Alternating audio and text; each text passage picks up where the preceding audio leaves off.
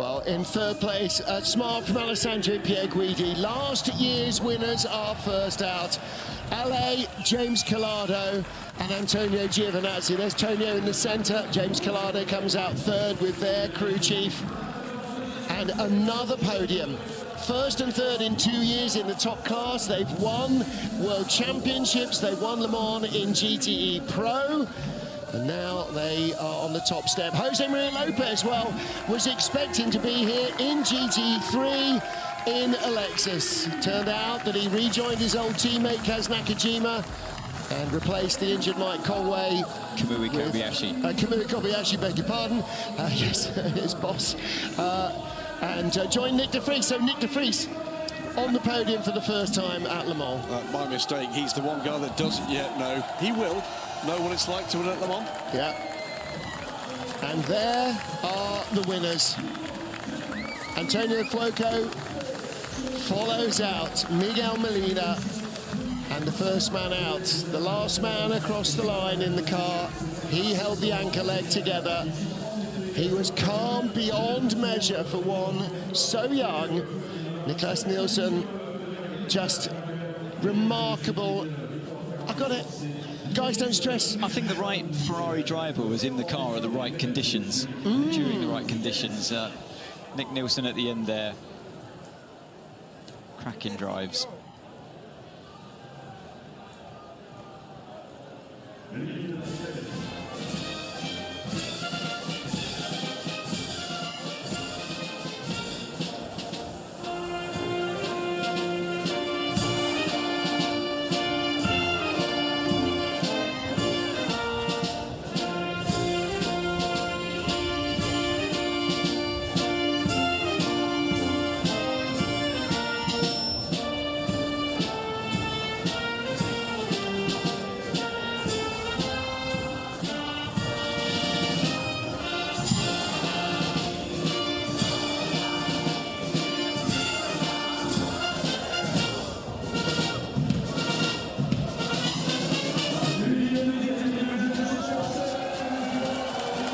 Italian anthem for Ferrari, our winners at Le Mans, the national anthem of motor racing. It's heard so often around the world.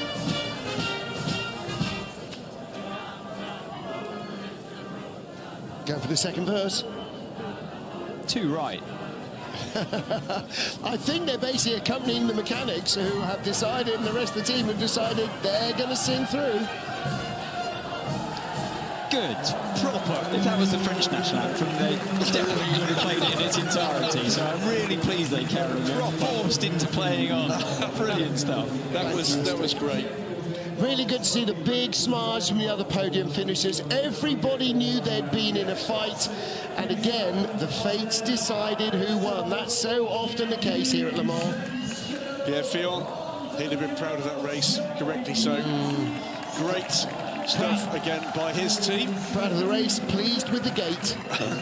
Oh no, honestly, every day was a sellout. Well, every day was a sellout. That's important for the future of this race. That's important because there are plans to reinvest in this great venue with better, more and better spectator facilities, more and better facilities for the teams, and potentially in the future a bigger grid as a result. So if you've been here this weekend or you're contributing in any other way, you are helping to build this race for the future. And the deal with Le Mans right now, as with Hypercar, if you build it, they will come. Tickets for next year's Le Mans 2025 are going to be very hard to get hold of. If you're watching now and you think, oh, I might quite like to go there, get online and get tickets as soon as you can. There is Kazuki Nakajima. It's been a long day. A very long day. Been 2 days, Martin. Yeah, I can't remember my own name. There's the trophy that they will take. Go on, lift up the big one, Kaz. And no, he's leaving that for someone else. The perpetual trophy. Back to the traditional trophy this year, of course. In fact, the Centenary Trophy I saw at Maranello not that long ago. It's in pride of place at Fiorano. Did they let you kiss it? They barely let you touch it. but what a day, what a night, what a second day, what a finish, what a race, what an event. Yeah. And again, so many different brands played a starring role, and that's the key. It's not just Ford versus Ferrari, it's not just Toyota versus Ferrari, it's Toyota versus Ferrari versus Cadillac versus Porsche versus Lamborghini, and so on and so on. And in GT, it's the same. We talked about this a few years ago when we knew the list of teams that might be coming to Hypercar. Going, well, Lord, this is going to be the greatest endurance racing era ever. Never mind the arrival of GT3. GT3 on its own would have guaranteed more manufacturers across the grid than probably at any other time in Le Mans history.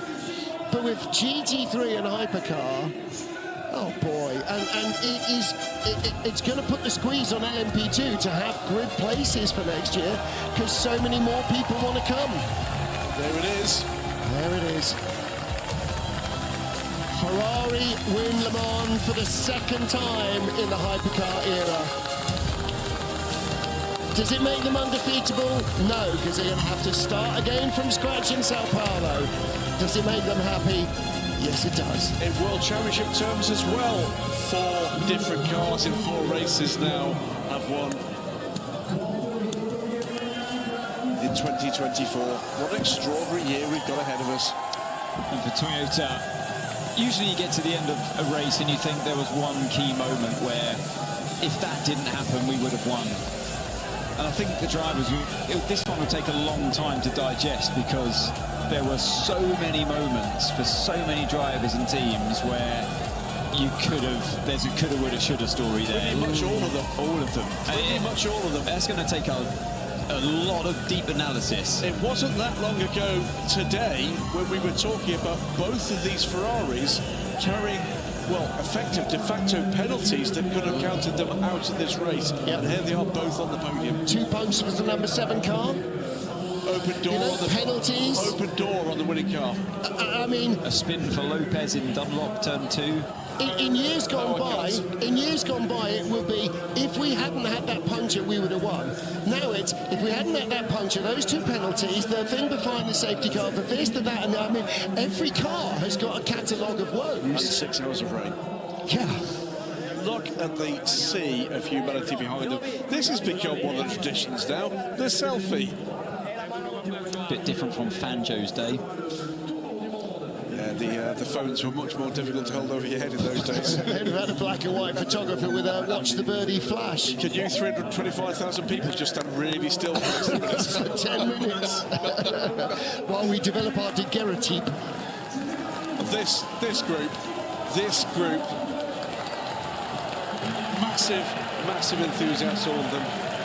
I have the privilege to work in paddocks where these guys come out week in, week out, and again, they could be the kind of guys that just take a different view of their position here. They don't. They recognise enthusiasm. I'll tell you right now, they're amongst the best. That when someone walks into their garage with a kid, with a teenager that's keen, they're the ones that step forward and show them what's special. It's fantastic. We've had a lot of big manufacturer teams who insist on shutting the entire world out. Ferrari are exactly the opposite. True,